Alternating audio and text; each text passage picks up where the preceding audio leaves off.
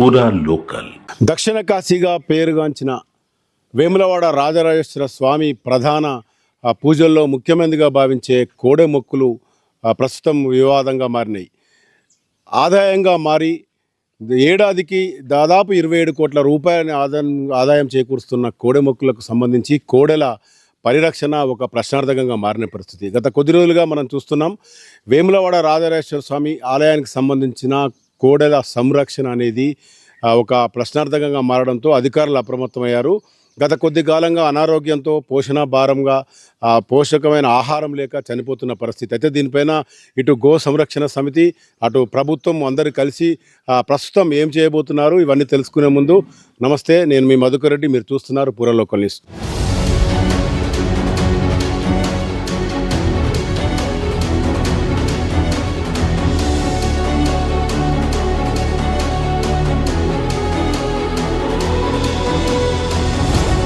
ప్రస్తుతం మనతో పాటు ఈ గో సంరక్షణకు సంబంధించి విశ్వ హిందూ పరిషత్ టీం ఉన్నారు. వీరంతా గత కొద్ది రోజులుగా ఈ వేములవాడలో వివాదం ఏదైతే దానిపైన పనిచేస్తున్నారు. ఇటు జిల్లా కలెక్టర్తో పాటు ఈ కార్యక్రమాన్ని సక్సెస్ చేసేందుకు గో సంరక్షణ కోసం చేపట్టాల్సిన కార్యక్రమాలపై వర్కౌట్ చేస్తున్న రాధాకృష్ణ మనతో ఉన్నారు. చెప్పండి, అసలు వేములవాడ వివాదం గత ఏడాది చూస్తే కోడె మొక్కులకు సంబంధించి ఎంతో పవిత్రంగా భావించే కోడలు చనిపోవడం జరిగింది. ఈ ఏడాది కూడా అనారోగ్యంతో పోషణ భారంతో చనిపోతున్న పరిస్థితుల్లో మీరు ఏమనుకుంటున్నారు? మెయిన్ జై శ్రీరామ్, వేములవాడ దక్షిణ కాశీగా పేరొందిన దేవాలయం, చాలా పవిత్రమైన దేవాలయం, పేదల దేవుడు అనే పేరుంది. అలాంటి దేవాలయంలో కోడ మొక్కలకు ఆదరణ కరవైంది. ఎందుకంటే ఆల్రెడీ అక్కడ మొత్తం టోటల్ ప్లేస్ తక్కువ ఉంది. ఆ ప్లేస్ తక్కువ ఉండడం వల్ల క్రౌడ్ ఏర్పడి, వర్షాలు పడడం వల్ల మొత్తం చిత్తడి ఏర్పడి, దానిలో ఇన్ఫెక్షన్ స్టోకి మొత్తం క్రౌడ్ ఏర్పడడం వల్ల దాన్ని తొక్కేసలాట జరగడం వల్ల అక్కడ ఏర్పడిన సమస్య ఏంటంటే ఒక 25-30 కోడలకు అస్వస్థతకు గురైన చనిపోయినాయి కూడా. ఇంకా కొన్ని ఒక 15-20 గోమాతలు కూడా ఇంకా సీరియస్గా ఉన్నాయి. వాటిని కూడా రోజు నిత్యం కలెక్టర్ గారు ఈ రోజుకు 10వ రోజు రెగ్యులర్గా వాళ్ళు టైం తీసుకొని రోజు వస్తున్నారు, అక్కడికి గోశాలకు వస్తున్నారు, గోశాలలో దగ్గరుండి పని చేపిస్తున్నారు. అలాగే మేము కూడా వారితో పాటు కలెక్టర్ గారితో పాటు మేము ఉంటున్నాం. రోజు అక్కడ చేసే కార్యక్రమంలో ప్రతి ఇష్యూలో మేము ఇన్వాల్వ్ అవుతున్నాం. వాటికి రక్షణ కరవైంది మెయిన్గా. అయితే కరెక్ట్గా చూస్తే ఇప్పుడు ఆదాయం అనేది ప్రధానంగా కోడల ద్వారా 27 కోట్లకు పైగా ప్రతి ఏడాదికి వస్తుందని లెక్కలే చెప్తున్నాయి. ఈ నేపథ్యంలో అసలు పోషణ ఎందుకు భారం అవుతుంది? 600 కెపాసిటీ ఉన్న గోశాలలో 1200 వరకు గోవులను ఈ కోడలను ఉంచడం వల్ల అనారోగ్యం వస్తుందని డాక్టర్ చెప్తున్నారు. ఒక పర్మనెంట్ డాక్టర్ కూడా అక్కడ లేడనేది ఒక వివాదం ఉంది. నిజమేనేది?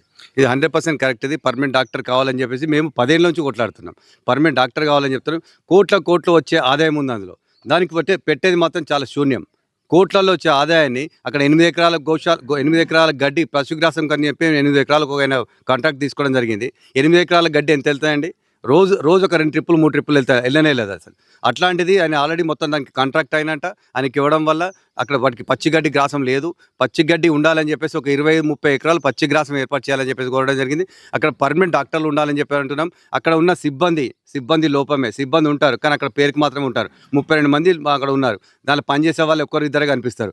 ఇప్పుడు కలెక్టర్ గారు చొరవ తీసుకొని మొత్తం మట్టి దగ్గర ఒక 50-60 ట్రిప్లో మట్టి పోంచడం వల్ల ఇప్పుడు దానికి రూపం కనిపిస్తుంది. అక్కడ కలెక్టర్ గారు పూర్తి బాధ్యత తీసుకున్నారు. ఇప్పుడు దీని మీద కాన్సన్ట్రేట్ చేస్తున్నారు. 50 ఎకరాల గోశాల శాంక్షన్ అయిందని కూడా మన సీఎం రేవంత్ రెడ్డి గారు చెప్పిన విషయంలో చాలా సానుకూలంగా మేము కూడా స్పందిస్తున్నాం. అట్లాంటి విషయాలు 100 ఎకరాలు కావాలి. అసలు గోశాలలు అనే ప్రతి దానికి 100 ఎకరాల గోశాలు ఉండాలి. మరి వెమ్లవాడకు మాత్రం రోజు నిత్యం కోడలు వస్తూ ఉంటాయి. వాటికి పోషణ కరువైతుంది. పోషణ కోసం అని చెప్పేసి 50 ఎకరాల గోశాల ఇప్పుడు శాంక్షన్ అయిందంటున్నారు. దానికి సర్వంగా సుందరంగా దిద్దాలి. అక్కడ డాక్టర్స్ లేక ప్రాబ్లం జరుగుతుంది. అక్కడ ఎండోమెంట్ లోపం. ఎండోమెంట్ వాళ్ళు దాని మీద పట్టించుకోవాలి. ఎండోమెంట్ అంటున్నారు. ఇప్పుడు సిబ్బంది ఉన్నప్పటికీ కూడా ప్రధానంగా ఎండోమెంట్ అంటే అక్కడ ఈవో ఉంటారు వేములవాడకు సంబంధించి. వేములవాడ ఆలయంతో పాటు గో సంరక్షణకు సంబంధించి కోడల గోశాల ఏదైతుందో అక్కడ సందర్శించి అక్కడ ఉన్న లోపాలను కానీ ఇవన్నీ ఆయన ఎప్పుడన్నా చూడడం జరిగిందా? మీతో చర్చించడం జరిగిందా? ఒకవేళ కార్యాచరణ ఉండబోతుందని చెప్పి ఇప్పుడు ఆల్రెడీ మేము రెగ్యులర్గా అక్కడికి వెళ్తున్నాం. రోజు ఈవో గారు ఇప్పుడు వస్తున్నారు. మాకు కంపల్సరీ మాకు టైం ఇస్తున్నారు. ఇప్పుడు వచ్చి అక్కడ జరిగే ప్రతి విషయంలో ఈవో గారికి దృష్టిలో పెడుతున్నాం. వాటికి ఏమేమి అవసరం, సదుపాయాలు ఏమేమి కావాలి చాట్ ఏర్పడి మనం రోజు అక్కడ తిండి ఎంత పెడుతున్నారు, గడ్డి ఎంత పెడుతున్నారు, దాని ఎంత పెడుతున్నారు, ప్లస్ అక్కడ చిన్న వాటిని డివైడెడ్ చేయమని చెప్పాను. 1 year 2 years 3 years డివైడ్ చేసేస్తే వాటికి ఇలాంటి తొక్కిసలాట జరగకుండా ఉంటుంది. ఫర్దర్ చనిపోకుండా ఉంటాయి. గోమాతలను కాపాడాలి. చేయాలి, గోరక్షే మనకు కావాల్సింది. అక్కడ కావాల్సింది పుణ్యం వచ్చేది ఏంటంటే కోడె మొక్కులు. ఆ కోడె మొక్కులకే ఆదరణకరమైంది. ఇక నుంచి మొత్తం 50 ఎకరాలు గోశాల శాంక్షన్ అయింది అంటున్నారు. అందులో సర్వాంగ సుందరంగా దిద్దాలని చెప్పేసి మేము ఈవో గారికి మరియు కలెక్టర్ గారికి మేము విన్నవించుకోవడం జరిగింది. కోడలను మీరు రైతులకు కూడా ఇస్తున్నారు, అంత ఎక్సెస్ అయినాయి మరి అదైతే భక్తుల ద్వారా వచ్చిన కోడలు ఇక్కడ నుంచి మళ్ళీ రైతులకు చేరుతున్న క్రమంలో ఎలాంటి పారామీటర్ తీసుకుంటున్నారు, ఏది పరిగణలోకి తీసుకొని ఎలాంటి రైతులకు మీరు కోడలు ఇస్తున్నారు? గతంలో కోడలు ఇచ్చినాయన్ని మిస్యూజ్ జరిగినాయి. గతంలో గీసుకొండ దగ్గర సురేఖ మేడం తీసుకున్న ఎండోమెంట్ మినిస్టర్ గారు లెటర్ రైడ్ ఇచ్చారని చెప్పేసి ఆమె మీద పాపం అభియోగం వచ్చేది. తీసుకుపోయిన రైతులు చదువుకుంటామని చెప్పి తీసుకుపోతున్నారు, వాళ్ళు మిస్యూజ్ చేస్తున్నారు. దాని దృష్ట్యా కూడా ప్రాబ్లం ఉంది. ఈసారి మాత్రం కలెక్టర్ గారు ప్రత్యేక చొరవ తీసుకొని దానికి ఆన్లైన్ సిస్టమ్ పెట్టడం జరిగింది. భూమి ఉన్న వాళ్ళు లేరని మొన్న 34 జతల కోడలను ఇవ్వడం జరిగింది.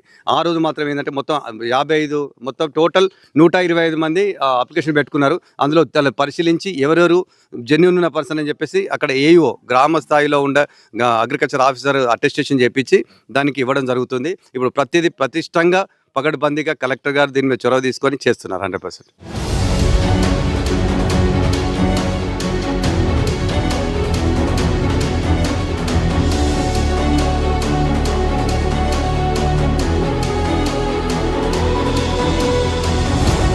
ఈ గో సంరక్షణ పైన మీరు అన్నట్టుగా చాలా నిర్లక్ష్యం కొనసాగుతున్న క్రమంలో ఇప్పుడు వేములవాడ వివాదము అటుంచితే జిల్లా వ్యాప్తంగా కూడా ఈ ఆవులకు సంబంధించి కబేలాలకు తరలించడము, గోశాలలకు సంబంధించిన అభివృద్ధి, ప్రైవేట్ గోశాలలు కొన్ని ఉన్నాయి. వీటన్నిటి మీద మీ కార్యాచరణ ఉండబోతుంది. ఈ ఏదైతే కబేలాలకు తరలించే ఆవులపైన కూడా మీరు ఎలాంటి దృష్టి సారించున్నారు? మెయిన్గా ఈ కబేలాలకు తరలిస్తున్న వాటికి 1977 యాక్ట్ ఉందండి. గోవధ నిషేధ చట్టం ఉంది. ఆ చట్టాన్ని ఇంప్లిమెంట్ పరచాలని చెప్పేసి మేము కోరడం జరుగుతుంది. అలాగే 14 years 14 సంవత్సరాలు దాటిన కోడలని 14 సంవత్సరాలు దాటిన ఆవులే కానీ ఏదైనా వట్టిపోయినాయి పనికి రావని డాక్టర్ సర్టిఫైడ్ చేస్తేనే కోతకు పోవాలి. అట్లాంటి ఏ నిబంధన లేకుండా ఈరోజు ఇప్పుడు కర్మాలో కొన్ని వందలు తెగినాయి. వాటికి ఏ డాక్టర్ సర్టిఫైడ్ చేశారు మేము క్వశ్చన్ చేస్తున్నాం. మొత్తం దేశవ్యాప్తంగా ఈరోజు కొన్ని లక్షల గోమాతలు కట్టినాయి. మేము ఇంత కంట్రోల్ చేస్తున్నా అవి ఎట్లా ఎంటర్ అవుతున్నాయి? మొత్తం టోటల్ ప్రతి ఇంట్లో కట్టేసుకుంటున్నారు, లోపల కట్టేసి ఈరోజు వధించడం జరిగింది. ఇలాంటి ప్రాబ్లం జరగకుండా గోవధ నిషేధ చట్టం స్ట్రిక్ట్గా అవలంబించాలని యూపీలో ఆదిత్యనాథ్ యోగి గారు చేశారు. అది ఆల్రెడీ అక్కడ ఇంప్లిమెంట్ జరుగుతుంది.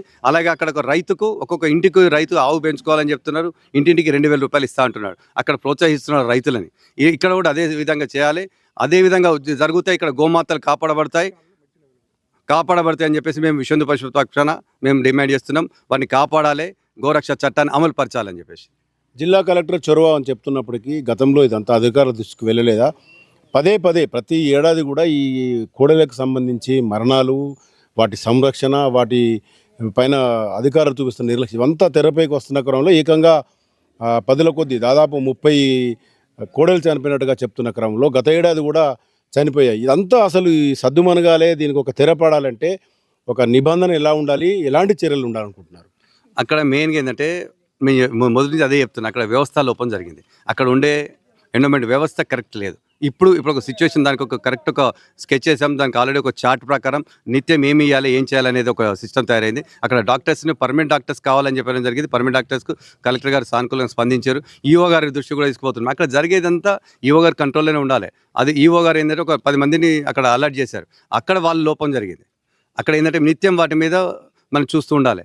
మొత్తం అబ్జర్వేషన్ లేకపోతే ఇలాగే జరుగుతుంది. గతంలో కూడా ఇట్లా చనిపోయినప్పుడు వాళ్ళు ప్రతిసారి పోవడం చెప్పడం అవుతుంది. ఈసారి అట్లా కాదు, మేము ఆన్నే ఉండి మేము కావాలి అని చెప్పేసి మంచి అక్కడ సర్వాంగ సుందరంగా దిద్దాలి. అక్కడ మొత్తం మట్టి పోంచి ఇప్పుడు అవన్నీ నిజానికి చెప్పాలంటే కలెక్టర్ గారు దీనిలో 100% దీనిలో పాజిటివ్ వచ్చేసి తనే ఉంటున్నాడు. 5-6 గంటలు టైం స్పెండ్ చేస్తున్నారు మా కోసం.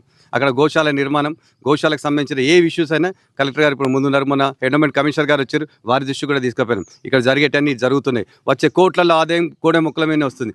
దీనికి మెయింటెనెన్స్ లేకుండా దేని మీద పెడతారు ఈ పైసలన్నీ? మాకు కావాల్సిన కోడె మొక్కలు, దీనికి డెవలప్మెంట్ చేయాలి, టెంపుల్ డెవలప్మెంట్కి ఉపయోగపడాలని చెప్పేసి కోరుతున్నాం. 50 ఎకరాలు గోశాల శాంక్షన్ అయిందన్నారు. దానికి మోడర్న్ గోశాల ఏర్పాటు చేయాలని చెప్పేసి కోరుతున్నాం మేము.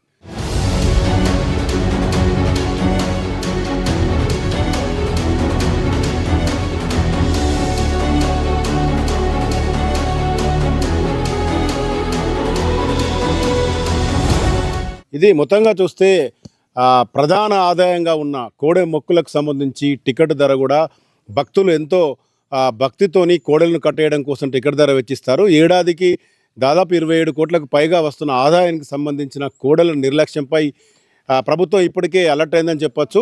ఇటు గో సంరక్షణకు సంబంధించిన విశ్వ హిందూ పరిషత్ సంబంధించిన వీరంతా కూడా పనిచేస్తున్నారు. మొత్తంగా భక్తుల మనోభావాలు దెబ్బతినకుండా చూడాల్సిన ఆలయ అధికారులు మాత్రం ఈ నిర్లక్ష్యం పైన వారిపైన విమర్శలు వస్తున్న క్రమంలో ఇప్పటికైనా పూర్తి స్థాయిలో గో సంరక్షణకు సంబంధించి ఈ కోడల సంరక్షణకు సంబంధించి చర్యలు చేపట్టాలని డిమాండ్లు వస్తున్నాయి. మరోవైపు వేములవాడ అంటేనే కోడెమొక్కులు, కోడెమొక్కులు అంటేనే వేములవాడ అనే క్రమంలో భక్తులు ఎలాంటి అసౌకర్యానికి కానీ, కోడెమొక్కులకు సంబంధించిన విషాద వార్తలు కానీ, కోడలకు సంబంధించిన మరణ వార్తలు కానీ వింటే చాలా మనోభావాలు దెబ్బతింటాయని చెప్పి విశ్వ హిందూ పరిషత్ చెప్తున్నారు. ఇప్పటికీ అధికారులు స్పందించారు.